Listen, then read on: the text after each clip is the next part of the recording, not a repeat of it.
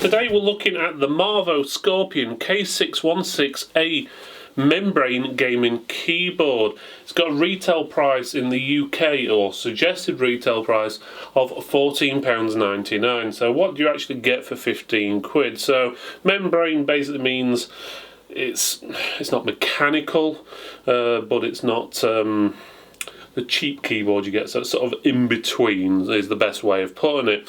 It's also got a rainbow backlight, which generally means it's not RGB, but from past experience with other keyboards, it generally means that sections are specific colours, and by the looks of it, the left hand side of the keyboard is going to be yellow, the middle is going to be the red, and the right is going to be blue. So you've got advanced anti-ghosting, slim bezel design, multimedia functions. Obviously this is a UK layout. Let's have a look at the other sides. So this side you've got pretty much nothing on there other than the manufacturer name and the model. On this side it tells you about the backlit keyboard. It's got full height keys, advanced anti-ghosting, multimedia keys, it's waterproof apparently, and no driver required. So I'm guessing that means it's got no software to download, but we'll soon find that out. On the back of the box it gives you a little bit more information. So it goes on about streamless gaming, rainbow effect, and cool glowing, and then you've got a full-size picture of the keyboard again with a full list of features and so forth on there. Okay, all you've got inside the box is the actual keyboard itself, which is here, and then you've also got the manual. When I say manual, it's pretty basic. All it really tells you is how to use the function keys with the media keys, and as well as how to change the brightness using the brightness sign and the function up and down. But other than that, that's pretty much it in the manual. Okay, first thing to look at, I would say, is the cable. That is roughly 1.5 meters, or just slightly over, so probably 1.55. So it's not a bad length. It's not braided, it's sort of rubberized with a sort of a ridge effect on the actual cabling, so it gives it sort of a rough feel to it, and it doesn't play too nicely. It sort of likes to spring itself back up again. So it does look a bit like a mechanical keyboard, and if you'd actually hold up their mechanical keyboard next to it, they do look very similar in design, but this isn't a mechanical, it is a membrane. Obviously you've got the branding at the top, you've got your caps lock and different keys at the top right. On the back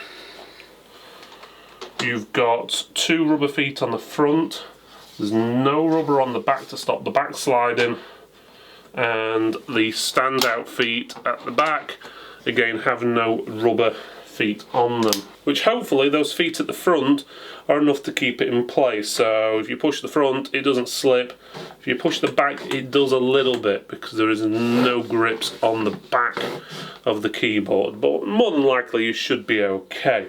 But bear in mind, this is a 15 quid keyboard, so it's not too bad. If you want to change the lights or anything like that on it, so it's a little bit different than I said, but not far off. So basically, as you can see here, it's green, red, blue. If you press the function key again, it changes it to red, blue, green. Then again, it's sort of yellow, I'd say purple, turquoise, and then off. Then it goes back to green, red, blue, and so on. You can adjust the brightness as well with the function key, and you use the up and down, or the page up and down and the function key. It adjusts the brightness, so it gives you a rough idea. So you can't program the keys to light up specific colours or anything like that. There doesn't seem to be any wave effects or anything like that, so it's just basically all on, off, and depending on which route you go, different colours here, here and here. So you can't have it all red or anything like that. Function keys are pretty much the same like they are on most keyboards. You press function and then you press obviously pause, play, the home, calculator and so forth. One thing to note, and I thought was a little bit strange, is the arrow keys down the bottom here. It does actually have W, S, A and D written on them. Not sure why exactly. You would need that because obviously you normally use a W, S, A and D over here rather than those, and generally if you press W on a keyboard it doesn't come up with W on there, so it's a little strange because it's not exactly the same function, but similar I suppose. And then they've got the arrows, so you could tell which way W, A, S and D go on the keyboard if you really want to. So for those of you who are interested in decibel levels, our room decibel level is roughly around about 44. As you can see, so when I'm typing on the keyboard,